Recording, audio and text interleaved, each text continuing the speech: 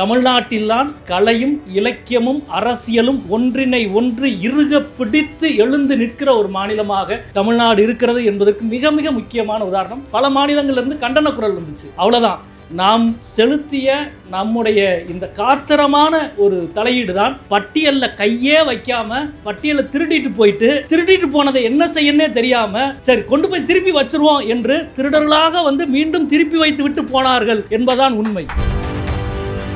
நாடாளுமன்றத்தில் நாங்கள்லாம் வாசலில் தான் உட்காந்துருக்கோம். சஸ்பெண்ட் செய்யப்பட்ட எம்பின்றனால 15 நாட்களாக நாடாளுமன்றத்தினுடைய படிக்கட்டில் தான் நாங்கள் உட்காந்து போராட்டம் நடத்திக்கிறோம்.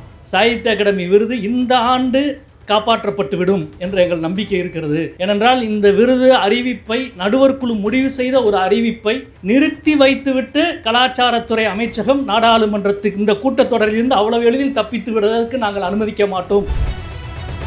2 நாட்களுக்கு முன்னால் வந்து காலை ஒரு 11:30 மணிக்கு கலாச்சாரத்துறை அமைச்சகத்தினுடைய பொறுப்பாளர்கள் ஒருவர் செயலாளர் ஒருவர் ஃபோன் பண்ணி, சார் இன்னைக்கு வந்து இன்னும் 1 மணி நேரத்தில் நாங்கள் வந்து ரிலீஸ் பண்ணிடுவோம் அப்படின்னு சொல்லிட்டு இனிமேலாவது எங்கள் பயிரதை விட்டுருவீங்களா அப்படின்னாரு. ரிலீஸ் பண்ணுங்க பார்ப்போம் முதல்ல என்று சொன்னோம்.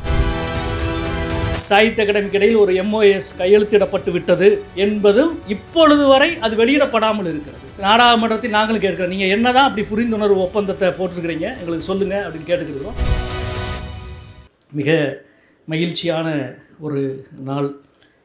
தமிழ்ச்செல்வன் அவர்களுக்கு அவருடைய நூலுக்கு சாகித்ய அகாடமி விருது வழங்கப்பட்டதற்காக பாரதியினுடைய இந்த பாராட்டு விழா கடந்த 40 ஆண்டாக தமிழ்ச்செல்வன் அவர்கள் தொடர்ந்து கருத்தியல் தளத்தில் எழுத்துலகத்தில் இயங்கிக் கொண்டே இருப்பவர். அநேகமாக நாவல் என்ற ஒரு வடிவத்தை தவிர மற்ற எல்லா வடிவத்திலும் அவர் எழுதி பார்த்து விட்டார் என்று நினைக்கின்றேன். எங்கள் ஏரியாவுக்கு வரல இன்னும். ஆனால் எந்த ஒரு எழுத்து சார்ந்த ஒன்றையும் போகிற போக்கில் செய்ததாக வரலாறே கிடையாது. அவ்வளவு ஈடுபாட்டோடு அவ்வளவு ஆழத்தோடு எழுதுகிற ஒரு எழுத்தாளர். 1987-88 குற்றாலத்தில் எழுத்தாளர் சங்கம் தாமேசாக்கான தோழர்களுக்கான ஒரு சிறுகதை முகாமை தமிழ்ச்செல்வன் தலைமையேற்று அன்றைய நெல்லை மாவட்ட தோழர்கள் நடத்தினார்கள். அந்த முகாமில் ஒரு கையேடு ஒன்று தயாரிக்கப்பட்டிருந்தது. இன்றைக்கும் பசுமையாக நினைவிருக்கிறது. தமிழ் சிறுகதையினுடைய வடிவங்கள் சார்ந்த ஒரு கையேடு. அந்த முகாமிலே பங்கெடுத்த எழுத்தாளர்களுக்கு கொடுக்குற ஒரு கையேடு. தமிழ் சிறுகதை எழுத துவங்கப்பட்ட காலத்திலிருந்து 1980கள் வரை எத்தனை விதமாக எழுதப்பட்டிருக்கிறது, எத்தனை வடிவங்களில் எழுதப்பட்டிருக்கிறது, எத்தனை முறைமைகளில் எழுதப்பட்டிருக்கிறது, எத்தனை எழுத்தாளுமையோடு எழுதப்பட்டிருக்கிறது என்று வகைமையாக பிரித்து ஒரு கேட்லாக் மாதிரி ஒன்று தயார் செய்து கொடுத்திருந்தார். ஏறக்குறைய ஒரு 2-3 மாதம் அதற்காக மட்டுமே தமிழ் அவர்கள் உழைத்திருந்தார். எங்களை போன்ற ஒரு இலக்கிய உலகத்திற்குள் நுழைந்தவர்களுக்கு ஒரு மிகப்பெரிய திறப்பை, ஒரு மிகப்பெரிய பாடநூலை தூக்கி கையில் கொடுத்ததை போல இருந்தது அந்த புத்தகம். எத்தனை முறையில் சிறுகதை எழுதலாம் என்று சிறுகதையை எழுதியவர்கள், நமக்கு முன்னால் எழுதியவர்களை எல்லாம் எடுத்து வைத்து கொடுக்கிற அந்த ஈடுபாடு, பயிற்சி, அந்த ஆளுமை, அன்றிலிருந்து இன்று வரை தமிழ்ச்செல்வன் அவருடைய பிரத்யேக துறை, அவருடைய இடம் வந்து சிறுகதை சார்ந்த செயல்பாடுகள் தான். நிறைய அரசியல் புத்தகங்கள், நிறைய ஆய்வு நூல்கள் எல்லாம் எழுதி கொண்டே இருந்தாலும் அவர் எழுதிய 2 மிக முக்கியமான சிறுகதை தொகுப்பு வெயிலோடு போய் வாளின் தனிமை, சிறுகதை சார்ந்து அவர் எழுதியிருப்பது, இப்பொழுது தமிழ் நூற்றாண்டு சிறுகதையினுடைய மொத்த தொகுப்பு வெளியிட்டிருப்பது என்பது மிக மிக முக்கியமான. கடந்த 40 ஆண்டுகள் எழுத்தாளனாகவும் ஆய்வாளனாகவும் கருத்தியல் பரப்புரையாளராகவும் தொடர்ந்து களச்செயல்பாடாளராகவும் தொடர்ந்து இயங்கிக் கொண்டே இருக்கிற, இவ்வளவு பன்முகத்தன்மையில் இயங்கிக் கொண்டிருக்கிற இன்னொரு எழுத்தாளர் தமிழில் கிடையாது என்பதை என்னால் அறுதியிட்டு சொல்ல முடியும். 40 ஆண்டாக தோளிலே போட்ட அந்த ஜோல்னாப்பை 1989 தாமியகாசா மாநாட்டில் திருநெல்வேலியிலே நடத்துகிற மாநாட்டில் அன்றைக்கி தினமலர் பத்திரிகையில் வந்த செய்தி உங்களுக்கு என்ன தெரியும். தாமிரபரணி முழுக்க ஜோல்னாப்பைகளாக அடைந்து கொண்டிருக்கிறார்கள் என்று போட்டார்கள். அன்றிலிருந்து இன்றைக்கு கடைசியாக இப்பொழுது வந்திருக்கிற திருப்பி அடிப்போம் புத்தகம் வரை அதே ஈடுபாடு, அதே உழைப்பு, அதே ஆர்வம், அதே உற்சாகம், அன்பு நிறைந்த அந்த மனதின் தழும்பல் விழுகாத மனிதர்களே இங்கே இல்லை. அவ்வளவு தூரம் சொல்லலாம். தமிழ்ச்செல்வன் அவர்கள் வாழ்வுக்கும் எழுத்துக்கும் இருக்கிற அந்த நெருக்கத்தை பற்றி தான் பல தோழர்கள் எழுதி கொண்டே இருந்தார்கள். மதினி அவர்கள் இங்கே அமர்ந்திருக்கிறார்கள். எங்களை போன்ற பலரை உருவாக்கியதில், செதுக்கியதில், செழுமைப்படுத்தியதில், கூர்மைப்படுத்தியதில் எங்களது அண்ணனுக்கு மிக மிக முக்கியமான பங்கு இருக்கிறது. அண்ணன் என்றால் அடிக்க முடியாது என்பதால் தோழர் என்று நாங்கள் சொல்லுவோம். அடிக்கிறதுக்கு வசதியாக இருக்கும், அடி வாங்குறதுக்கு வசதியாக இருக்கும். ஏன்னா அவ்வளோ அடிச்சிருக்கிறார் எங்களை, நாங்கள் அவ்வளோ கைமாறி கொடுத்துருக்குறோம்.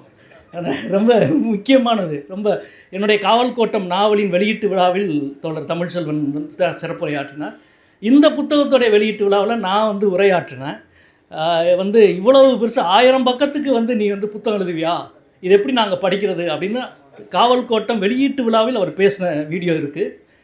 இந்த புத்தகத்தின் வெளியீட்டு விழாவில் நான் பேசினேன். இது 1000 பக்கம். இப்போ சாகித்ய அகாடமி கொடுத்துருக்கிற புத்தகம் 1000 பக்கம். வரலாறு திருப்பி அடிக்கும்ல,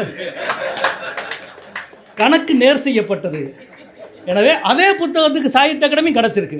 2 கணக்கும் நேர் செய்யப்பட்டிருக்கிறது சார். ஆமாம்.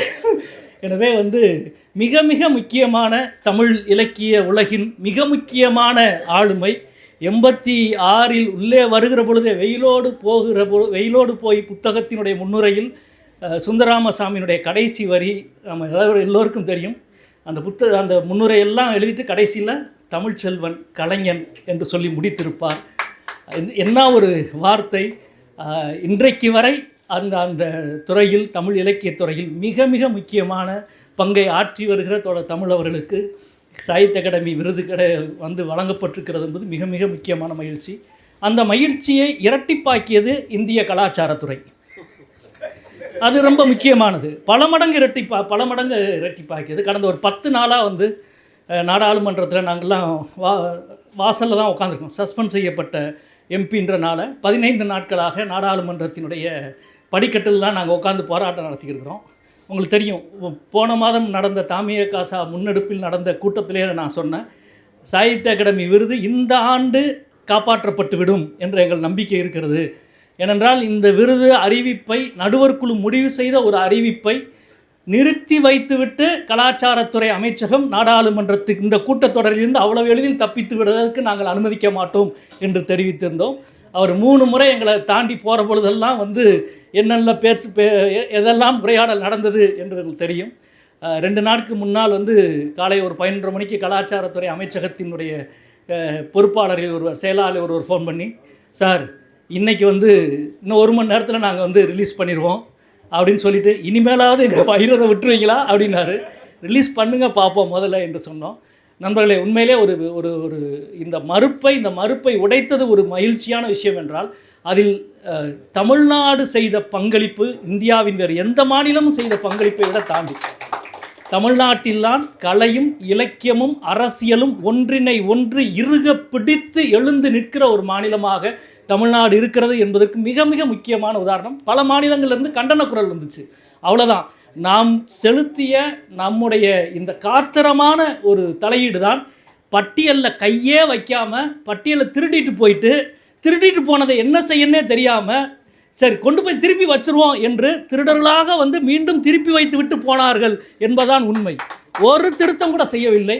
எனவே மிக முக்கியமான ஒரு பணி என்பது நிகழ்த்தப்பட்டிருக்கிறது. நம்முடைய கவலையெல்லாம் நான் இங்கே வருகிற பொழுது நம்முடைய அருமைக்குரிய தொடர் ஆர் பாலகிருஷ்ணன் அவர்கள் குறிப்பிட்டதைப் போல அடுத்தடுத்த ஆண்டு சாகித்ய அகாடமியினுடைய செயல்பாடு ஏனென்றால் கலாச்சாரத்துறை அமைச்சகத்திற்கும் சாகித்ய அகாடமிக்கு இடையில் ஒரு MOS கையெழுத்திடப்பட்டு விட்டது என்பது இப்பொழுது வரை அது வெளியிடப்படாமல் இருக்கிறது. நாடாளுமன்றத்தில் நாங்களும் கேட்குறோம், நீங்கள் என்ன தான் அப்படி புரிந்துணர்வு ஒப்பந்தத்தை போட்டிருக்கிறீங்க, எங்களுக்கு சொல்லுங்கள் அப்படின்னு கேட்டுக்கிறோம். எனவே அடுத்தடுத்த ஆண்டு இந்தியாவின் மிக கௌரவமான மிக பெருமைக்குரிய ஒரு நிறுவனம் சாகித்ய அகாடமி.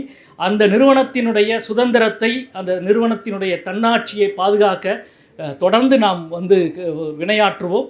அதே நேரத்தில் இந்த விருது தமிழ்ச்செல்வன் அவர்களுக்கு வழங்கப்பட்டிருப்பது என்பது மிகச்சிறந்த ஒரு மகிழ்ச்சியை கொண்டாடுகிற பாரதி புத்தகாலயத்துக்கு நன்றி தெரிவித்து எனது வாழ்த்துக்களையும் தெரிவித்து அமைகிறேன். நன்றி, வணக்கம்.